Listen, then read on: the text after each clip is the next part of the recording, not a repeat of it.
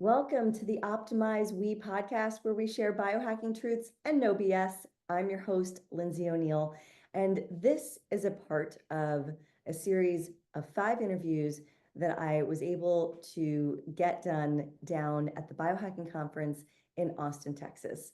Now, one of the reasons why I spent most of my time at the Biohacking Conference on the stage recording these podcast interviews is because I had so many amazing people at my fingertips. The first episode that we filmed down at the Biohacking Conference is a really, really special episode. It's coming up now, and so I hope you stay tuned. My name, again, is Lindsay O Neill, and welcome to the Optimize We podcast. This podcast is for informational purposes only. We are not medical professionals and do not provide medical advice. Consult a healthcare provider for any health concerns. Opinions expressed are not a substitute for professional medical guidance.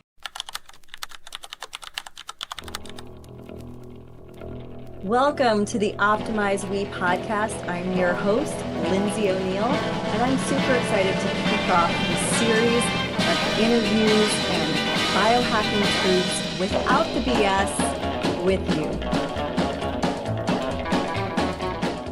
Carrie Drinkwine is the CEO, founder of the Institute of Regenerative Health.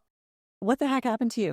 Well, I went under an elective surgery. When people are saying, why would you go under an elective surgery in Peru? So I went under an elective surgery to remove abdominal scar tissue. I had 4 abdominal surgeries as a child. I had 4 cesarean births as an adult mother. And it was all building. And I did everything under the sun to break it down naturally. I mean, I spent thousands and thousands of dollars, way more than it would have cost to surgically remove it because I was trying to avoid surgery. But after realizing that nothing I did was breaking it down, it actually was getting worse because when you layer trauma on trauma, right, the body builds protection. And I actually had like 2 inches deep of ropey tissue. Oh my God. That was wrapping around my organs. And I had a pelvic ultrasound. They said, if you don't get the scar tissue out of here, you're going to end up with a hysterectomy. And so that started my search for a surgeon. Okay, who's going to do this? And I interviewed at least 10 to 15 surgeons in the United States. Nobody really wanted to touch it. They wanted to give me an abdominoplasty, also known as a tummy tuck. That's not what I was looking for. I was looking for somebody to actually remove the scar tissue. And, just serendipitously, a really dear friend of mine said, Carrie, why didn't you tell me this? I have a house in Peru. My best friend's uncle is one of the top surgeons in Peru. People fly from all over the world to come to him if they get their faces mutilated in an accident. He's so skilled. We'll get you in. You can stay at my house. And I was like, okay, this is too good to be true. Mm-hmm. So I acted on it, but actually we'll get to the part where that was a good thing. Yeah. And so I had decided, there was one other surgeon I felt confident with, and he was in Turkey, but I was going to be flying to Turkey by myself to do a surgery. So I basically within 48 hours decided to get on an airplane and go to Peru for this massive surgery. And I had this deep intuition that something was going to go wrong. I even got the drop in that I was going to get an infection. But it was also this weird awareness that I was walking into fire, but that I was supposed to. So I went under the surgery. The surgery actually went very well. I was so surprised with the results. Like when I came out, I was like, how did he do that? The surgery was over 7 hours. He was so meticulous and slow. I had 2 surgeons. It was her dad, and Dr. Vanessa was the other surgeon. She's just incredible. The kindest people ever. But about 4 days after my first surgery, I started having some discoloration on this side. And I was like, oh, that's interesting. By day 5, I was purple. And I wasn't sure what was going on. And I was like, did I walk too much? I wasn't lifting anything. But I started internally bleeding. And not like organ bleeding, but just in between the muscle and the fascia. And so that was kind of the start of problems, essentially. And actually a really cool thing is they let me not take antibiotics after my surgery. They allowed that. They said, yes, you have to sign this waiver, but I took Nano Silver instead. I brought my own natural antibiotic, and I drank that every single day. And about day 6 or 7, I was like, I'm good. I'm not going to drink it. And I got this weird chills, you're going to get a fever feeling. About day 6 or 7, and I was like, oh. And then I drank the silver. Within 30 minutes, that feeling was gone. And I was like, okay, I moved on. At day 10, after my surgery, when I went in, my belly was distending everywhere. because the irritation of the dried blood that was inside. And they said, we're going to have to open you back up and drain the blood and wash you out. So I cry, of course, because I'm like, I have to go back under anesthesia. I have to be reopened hip to hip. But they did my blood work that day and it was perfect. I had no infection in my body. All my white blood cells were normal. Everything looked amazing. And so they were very confident. So I went back in. Surgery number 2 went great. They put drain tubes in. And after that surgery, they said, we know you don't want antibiotics, but you have to now. With the drain tube. You're at such a high risk for infection with drain tubes and being opened a second time. And I said, but you told me my Nano Silver was good. And so we went back and forth, but she just said, Carrie, please, like, it's our job. And so I decided, okay, I'm a regenerative health guru. Like, this is my work in the world. I know I can recover from an antibiotic use. So I decided to fold and I took the antibiotics and stopped taking my silver. And that was the beginning of the big problem. Within 48 hours after that second surgery, I was distended and hard. I looked 6 or 7 months pregnant. I had rashes all over. They thought I was allergic to the antibiotic, which I was. And which one was it? Clindamycin. Okay. And then they put me on levofloxacin instead. And I said, how about I go back to silver? But I didn't have very much left. Keep in mind, I had brought 8 bottles with me. And I was like, that's plenty.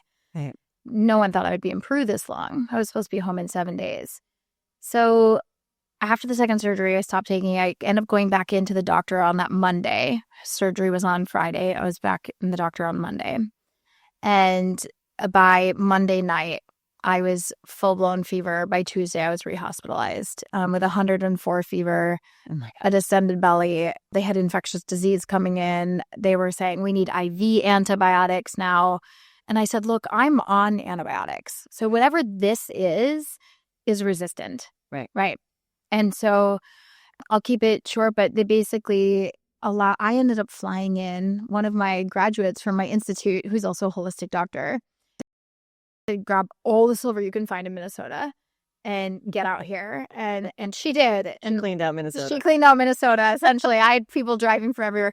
And she flew in, and when she landed, she met me in the hospital instead of at my condo where we were supposed to be. And it was actually a really beautiful experience, Lindsay, because I saw a bridge of 2 worlds come together, and I've never seen that in the United States. So they spoke with my holistic doctor. They let her in. They let her bring the silver in. They let her bring redox in. They let her bring antiparasitic herbs in. And our doctors just talked, and she was like, okay, Carrie's our highest priority. We're going to let you test it for the best protocol for her. So she actually did ART testing on me, advanced kinesiology testing from Dr. Klinghardt. They tested my protocol, and I didn't need antibiotics according to the test.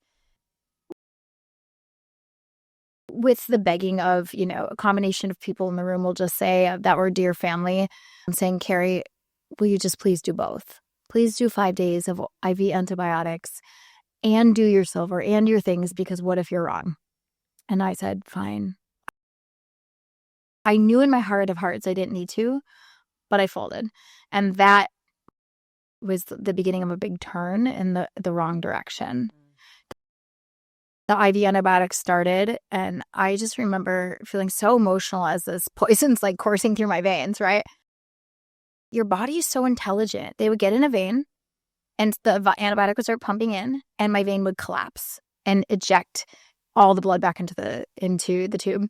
So after them collapsing 9 veins, we basically gave up on the IV antibiotics. Thank God. And I was like, look, I've got this. And I was drinking the silver every day. And the last day where I had run out of everything Dr. Katie brought, my husband had to fly back to the United States again, flew into Miami, picked up more supplies, flew back in all on the same day.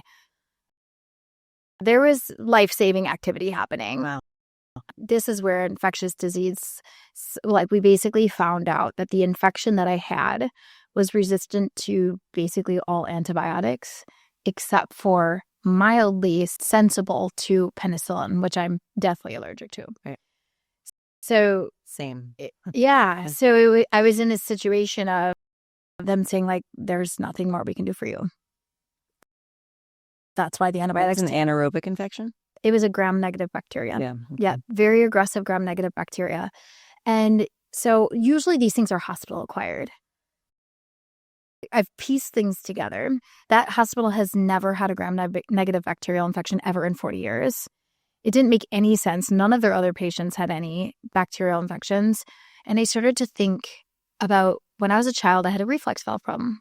And the urine was going to my kidneys and scarring my kidneys, and I was developing infections. Well, they put me on like 6 to 9 month course of antibiotics to get me over 1 year old to operate on because I was too small. Well, then I started developing resistance to all of the antibiotics as a baby.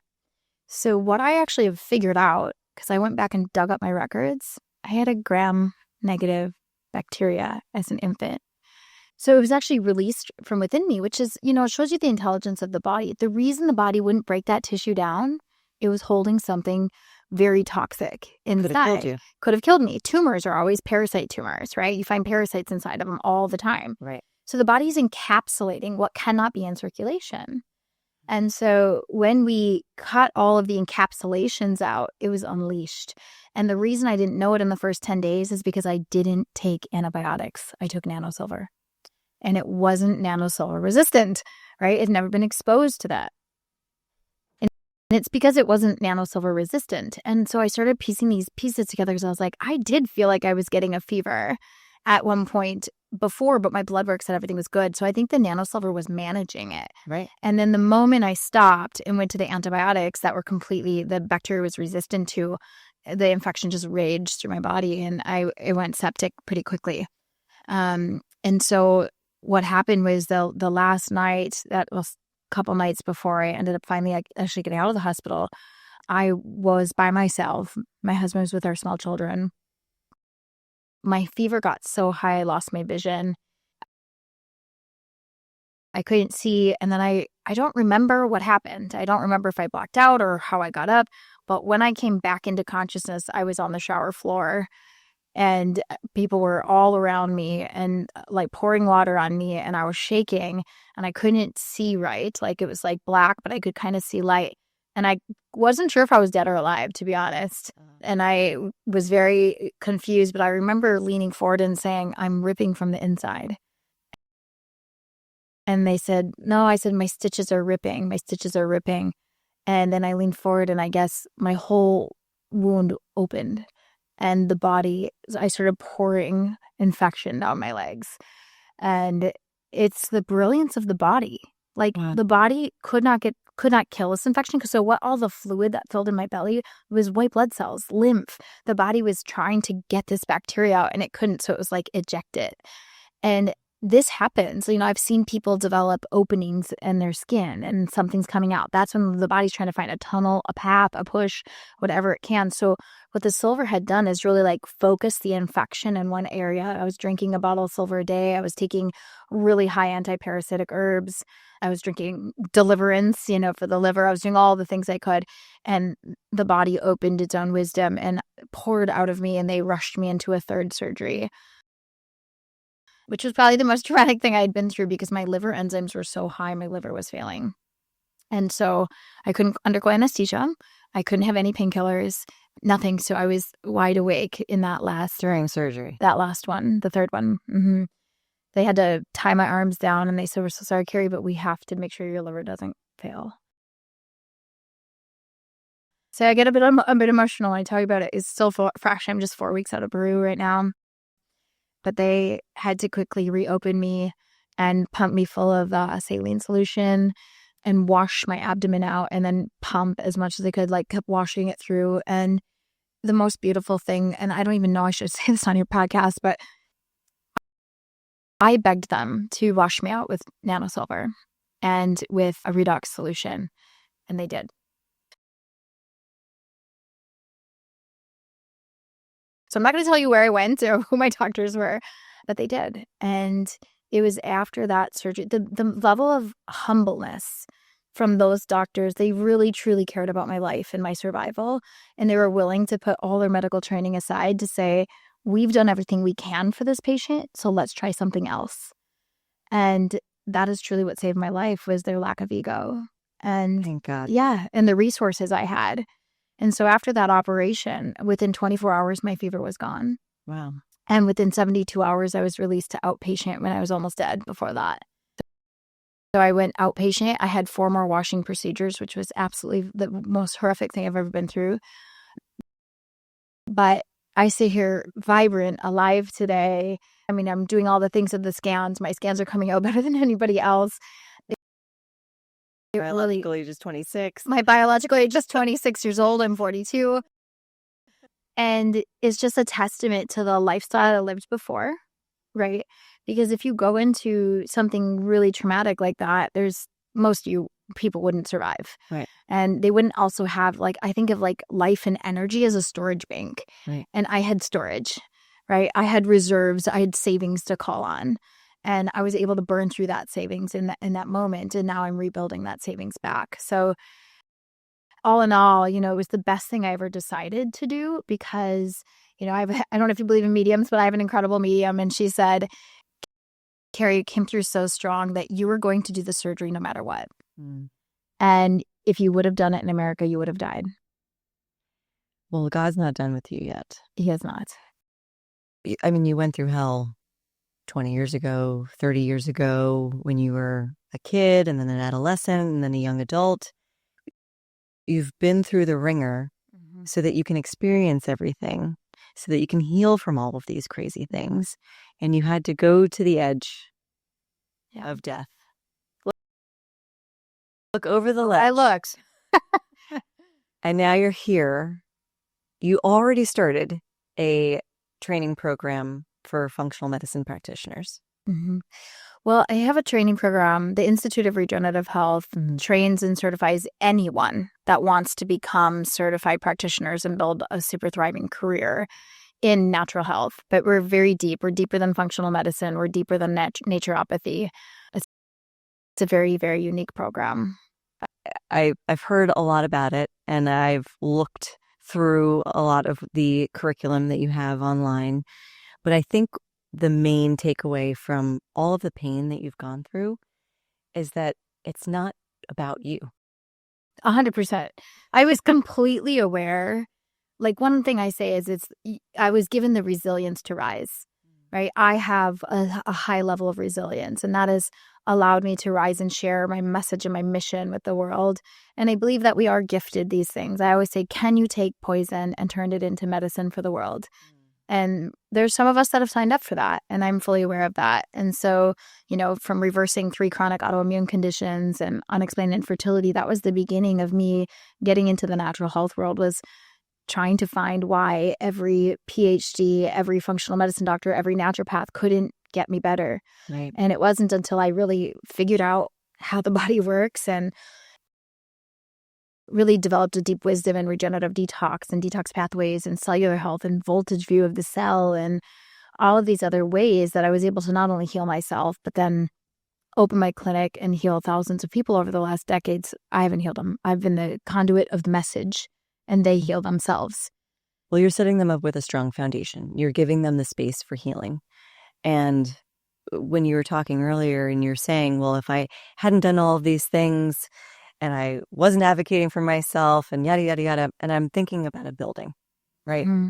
And when you're chronically ill, you're in the basement of the building. And it's really hard to get from the basement to the first floors. Like, that's the first step, right? You have to do all of this work and all this research, and you really have to advocate for yourself. And you have to be willing to go through that dark, dank, really difficult. You're almost like crawling your way through from the basement level to the first floor. And then once you get to the first floor, it's a little bit easier, but still, like, you got yourself to probably the 100th floor, and you got knocked all the way down to the basement. I did. But if you hadn't been on the 100th floor, if you were only on the 5th floor, you would have been dead, 10 times over. Yeah. So it's really impressive that you're able to do this for yourself so that you can teach other people how to do it. When we listened to Joe Dispenza last night on stage, he kept saying, you don't know it until you can teach it. 100%. And I also feel like you can't really teach it until you've embodied it. Right. There's so many people out there, like, it's like going to a relationship coach that's been divorced 8 times. Like, I'm going to pass on that one. Yeah. Right? Like maybe go to somebody that's actually reversed their own illness, that walks the talk, that their scans actually look amazing. Right. You know, one of our sayings inside of the clinic and in regenerative health is the work works. Because over and over, we see reversal of chronic disease, as I call it, you know, non-curable diseases left and right being reversed. And it's just because the body is miraculously intelligent. And when we awaken the body's wisdom, it heals itself. It's true. And so I really feel that I had set myself up on this very firm foundation, and something about my higher self asked for this experience, asked for this near-death experience. But what I will... thanks, higher self. Maybe the work is my son. I have a lot of questions for my soul right about now, but we're going to just be grateful that I'm alive. Sure. But if I'm being totally honest, I absolutely felt myself slip into another dimension. And I will just say, if this isn't too hippie for this crowd, there is truly nothing but love outside of this space. It is nothing but love, and that's all you feel. And all the experiences where people say they're out of body and it's so beautiful and so light, it's all true. Yeah. And I remember just having this quick moment of being like, it's okay to let go. And then there was just this force inside of me that was like, I am not done here. And I pulled back through to this side, but I have such a deep gratitude for my life. I just wish everyone would know how incredibly powerful their bodies are, how incredibly capable they are of being sovereign over their own health, that they aren't victim to genetics. And that's really not the story that we're being told over and over, which, you know, all of our life and all of our choices are built off of our core beliefs that are fed into our brains. It's been a life journey to be, you know, on podcasts and on stages speaking against the grain and against the narrative. But my true hope is to help people to unwind what they've learned, unlearn what they've learned, and open to a whole new way and a whole new life. Tell themselves a new story so they can rewrite their health and optimize their health and get to those next levels, those next floors. Now you're doing it in a way that's way more scalable, your reach, because you are now educating the educators. You're educating the practitioners, you know, similar to Dr. Joe Dispenza, where you're embodying it yourself. You've created a curriculum that's extraordinarily powerful, that doesn't just teach them the tactical, you do this, you do that, you know, this is, you know, one way of treating this type of illness. You're actually giving them a playbook for how to talk to people and listen, and then empower those people, those patients, to take their life and their health into their own hands. Give them the support, give them the guidance that they need, for no matter where you are in your 100%. journey. No matter where you are. It's, you know, I would say this program, you can be a stay-at-home mom or you can be a functional medicine doctor.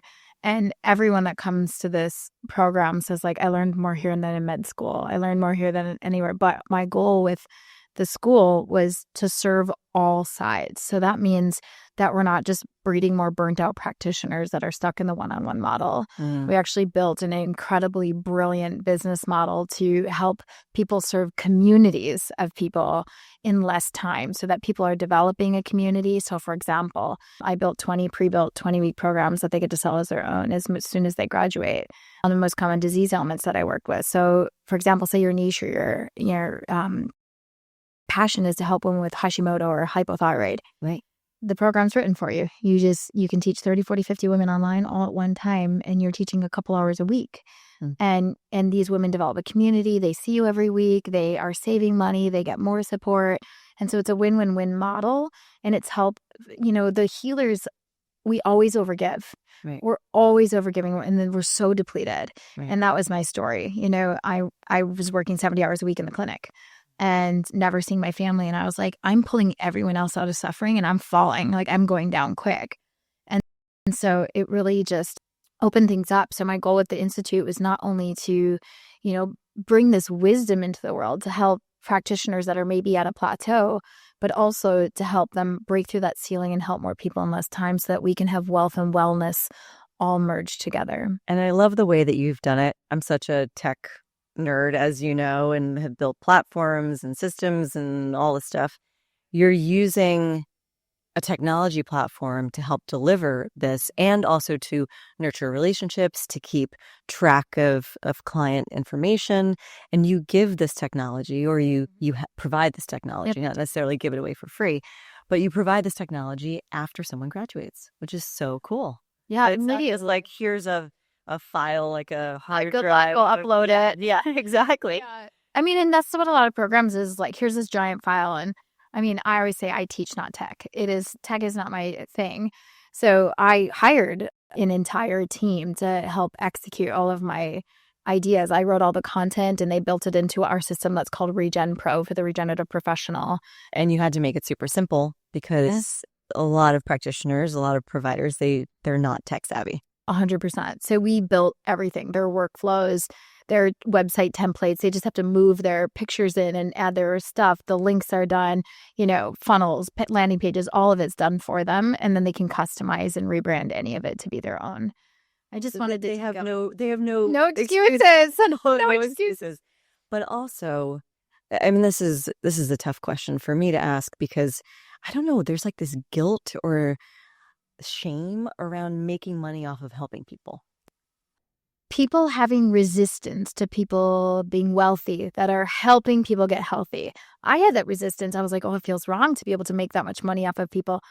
And then I was like, how backwards is that? How is it okay that we're okay with the giant corporations, with the Amazons and, the Whole Foods conglomerations that are poisoning our air, food, and water systems? It's totally okay for them to be multimillionaires and billionaires, but people that are actually healing the world, it's not okay. Right. And there's some really twisted narrative there that's happened where we've been trained that, oh, for a healer, we should be broke or broken.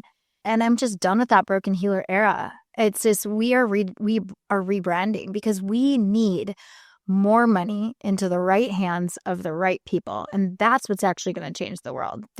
You need money to build your mission. I mean, my entire school has been out of my own dime. I've never had a grant. I've never had a loan. I came from nothing. So it has been a true investment of pretty much 100% of my income goes right back into the Institute to build these platforms for people. So I do need a lot of money to do what I'm doing. And we need to be okay with people being well and people being wealthy at the same time, because we are actually creating a vibration that's changing the world instead of harming the world. That's beautiful. It's so hard to do, though.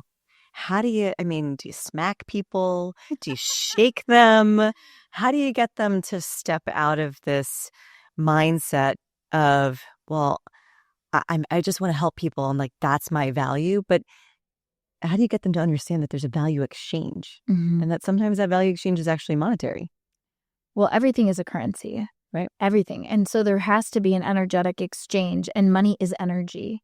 Right? So allowing them to see money as energy, because when you're well, when I can hand you money for a service, then you can go help someone else be well, or you can get the things that you need done.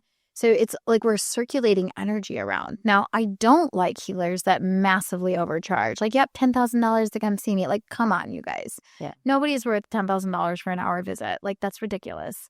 And I mean, I'd like to see that person. I've been charged that somebody wanted $25,000 on a discount to work on me for one day, and I just a lot of nerve. It's a lot of nerve, and it's just don't work in the one-on-one model. What I've developed is a model that everybody wins, right? So the model that I developed with group programs is everybody wins. They actually spend less money, or about the same amount. But then they get you 4 times a month or 8 times a month online versus seeing you 1 time every 4 weeks in your clinic. Right. And so when you develop a model that everybody wins and you can build wealth and wellness like that, it's beautiful. Even the patient wins, because you think about the lack of community, especially since the pandemic, where and especially because of the devil in our pocket with our phones. Yes. The next generations are all disconnected from each other. Yep. And when you put together a group program with energetic beings who are trying to optimize their health, and you're doing it together, there's so much power. So much more power. Yeah. That was the one thing that actually this idea came from myself being completely burnt out. And I was like, what am I doing? I sound like a robot. I say the same thing all day long, patient after patient after patient. And what if I could just say it once? to everyone, right? Novel idea. Yeah. And then I started thinking about what is the one thing that happens when a patient comes in to see me. I either have a 45-minute window or a 60-minute window that I've seen them every 3 to 4 weeks. And I only have 45 minutes to fully assess where their health is. And then I have to, build them up emotionally because they're completely on their own. Right. Usually the women, like, my husband won't do this. Everything thinks I'm insane, right? They're on their own protocol. And it's a very lonely experience. And it shouldn't be, because it's like one of the most powerful things you can do to detox your body, to transform your life, to take sovereignty of your health. But when you're the only one doing it, you're set up to fail. Yeah. And then you feel like a failure. And you're like, oh, I'm not disciplined enough, or I can't do it. It's no, you don't have enough support. Right. You don't have enough people around you that are doing the same thing. So when I developed the community model, I actually found that at first my patients were resistant. And then right after, they were like, Carrie, this was the best thing you ever did. At the end of the cohort, they were like, can we keep going? And they developed friendships with all these women. They saw me twice a week instead of once a month. And all of the content lived online, so they could go back and reference it instead of sending me 92 emails. How do I take this tincture again? Right. So everything was so much more organized, and everybody won, and we built communities everywhere. And I really think community is what's missing. And, especially when you have like a unique dis-ease, it's nice to know, oh, these other 30 women also have the same thing. And I have a family here. I know. I remember going to the doctors when I was diagnosed with dual autoimmune condition, lupus, right? So rheumatoid arthritis and lupus. I'm like, 35. How is this a thing? And I went online. That's the first thing you do, right? Let me Google this. Mm-hmm. Let me see who else has this. Nobody had it. Yeah. If I was able to better understand that there's a lot of different autoimmune conditions out there, and if I was able to work with someone who wasn't just giving me drugs, a pill for every ill, and which actually made me insane. I had such a bad reaction to those drugs, medication. All my hair fell out. It was like, what is going on? I've been through very similar. Yeah. I mean, I lost most of my hair, which is very devastating for somebody that has gorgeous hair, or just gorgeous, huge hair. You lose your identity almost, I just interviewed a woman, Johanna, from Alopecia Angel. You should I'm going to connect you with her, because she's doing incredible work, and she's got hair just like you. Oh, amazing. You guys are like soul sisters from your hair. I've helped a lot of women grow their hair back, and it's such a thing that is it's not that it's, being too aesthetic or anything, but it's part of you. That's a sign of degeneration. Yeah. Right. And so it just, it's a red flag. Exactly. It's a big red flag. I'm sorry that happened to you. No, I mean, listen, I'm happy it happened to you, because we're here now. Yes. I wouldn't be doing the things that I'm doing and creating platforms for people like you and others to share their stories, and also to share what your new mission and purpose is out of your pain. So there is not a drop of resentment. Yeah. There's not a drop of feeling like the victim. Or why did this happen to me? I'm fully aware. Yeah. I wake up every morning, I pray, and I thank God for the blessings, even the pain, even the people. There's a lot of crappy people out there who just want to take advantage of you. And it's unfortunate, but, this is the world we live in. Mm-hmm. And you're doing such amazing work, helping others help others. You're dropping a boulder into a lake and creating a massive ripple effect that is just going to up-level thousands, if not millions of people. And I'm super grateful for you. So if you're looking for a program to educate yourself so that you can help others, they should go to Institute of Regenerative Health.com. That's the training program. If you're like, I'm not ready to become a practitioner, I just maybe want some support, we have online DIY programs. I have a longevity program. I have a 90 days to transform your terrain program for consumers that want to get sovereignty over their own health. And then I also have Wise Wellness Clinic, where we work online and in person. Amazing. And they can follow you on Instagram too. Yeah, at Carrie Drinkwine. Yeah, Carrie Drinkwine. Just like it sounds, I don't drink wine, but that is my last name. So CARIE and then Drinkwine. I'm so happy you're here. I'm so happy I'm here. I mean, I've always operated from gratitude, but there's a whole new meaning to that word. Mm-hmm. And I definitely feel like even my vibration has changed a lot in this process. And it's just allowing me to be a better conduit of the message I'm here to share. That's beautiful. You're a beautiful human. I love you so much. So are you. I love you. Thank you for sharing all of this with us. And I hope that everybody takes their own story and does what you've done with your life. Well, don't try to build a school. It's exhausting. But, but yes, thank you so much for having me on, Lindsay. You're done For coming. Thank you for joining this week's episode of Optimize We. We loved having you along for the ride. Now, if you want to dive deeper into our guests' insights, be sure to follow them on their socials because trust us, it's worth it. And don't forget to connect with us either. We're at wellnesseternal_. Stay updated, join the conversation, and be a part of the growing community. Until next time, stay inspired, stay optimizing, and we'll catch you in the next episode.